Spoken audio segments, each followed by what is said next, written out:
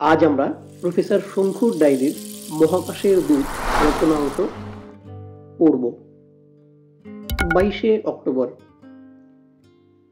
ব্রেন্টউড, 15ই October.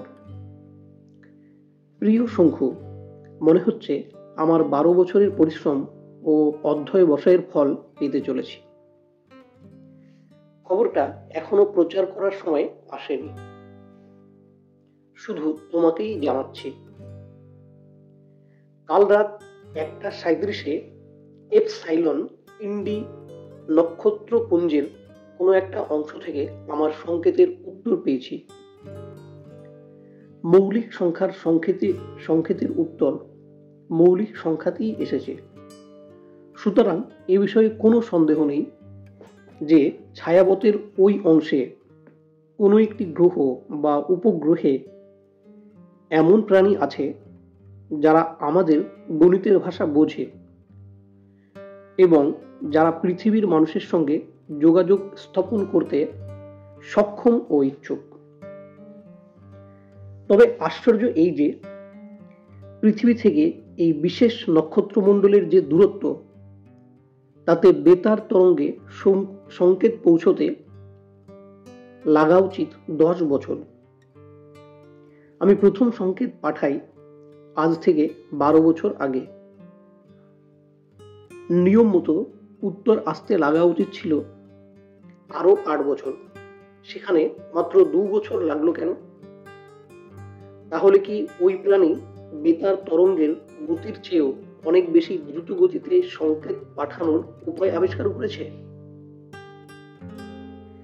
এরা কি তাহলে মানুষের চেয়েও অনেক বেশি উন্নত? যাই হোক, এই নিয়ে এখন আর মাথা ঘামিয়ে লাভ নেই। তোমাকে খবরটা দিলাম কারণ আমার মতো তোমারও নিশ্চয়ই মিশরের প্যাপাইরাসের দৈববাণীর কথা মনে আছে। আশা করি ভালো আছো। নতুন খবর পেলেই তোমাকে জানাবো। শুভেচ্ছা নিও। ফ্রান্সিস, অর্থাৎ ফ্রান্সিস এই চিঠিটা শঙ্কুর কাছে পাঠিয়েছে। ইংল্যান্ডের বিখ্যাত জ্যোতির্বিদ ফ্রান্সিস ফিল্ডিং হলো আমার 22 বছরের বন্ধু। ফ্রান্সিসের পুরো নাম ফ্রান্সিস ফিল্ডিং।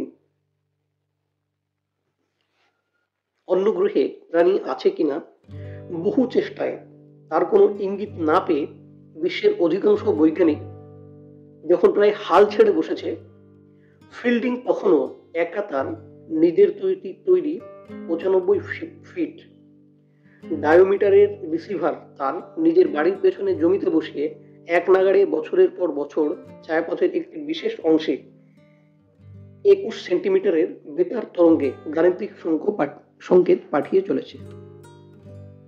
আজ তার সফলতার ইঙ্গিত পেয়ে আমার মনটা আনন্দে ভরে উঠেছে। ফ্রান্সিস যে প্যাপাইরাসের দৈববাণীর কথা তার চিঠিতে উল্লেখ করেছে সে বিষয়ে কিছু বলা দরকার। প্রাচীন মিশরে একটানা 3500 বছরের সভ্যতার ইতিহাসে অনেক রাজার উল্লেখ আছে এবং এদের সমাধি খুঁড়ে প্রত্নতত্ত্ববিদেরা অনেক আশ্চর্য জিনিস পেয়েছেন।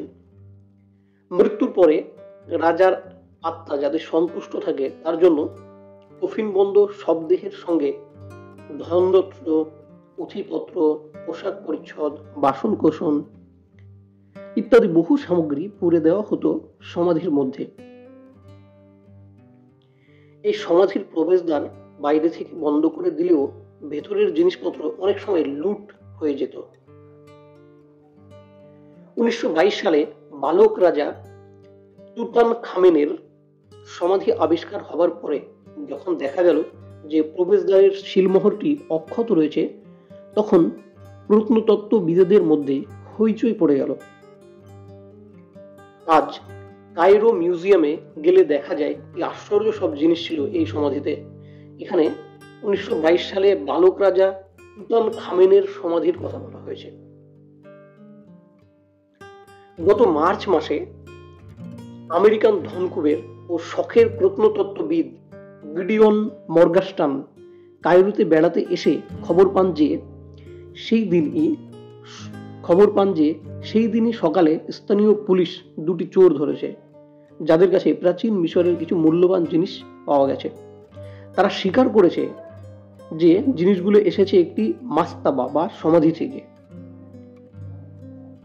নাইলের পূব পারে বেনি হাসানে একটি চুনা পাথরের পিলার গায়ে লুকোনো ছিল এই মাস্তাবার প্রবেশ পথ। মহাকাশের দূতের এই অংশটুকুই আপাতত পাঠ করছি। যদি তোমাদের ভালো লেগে থাকে তাহলে অবশ্যই কমেন্ট করো, আমি পরবর্তী অংশগুলো পাঠ করে শোনাবো। আজকের ভিডিও এই পর্যন্ত।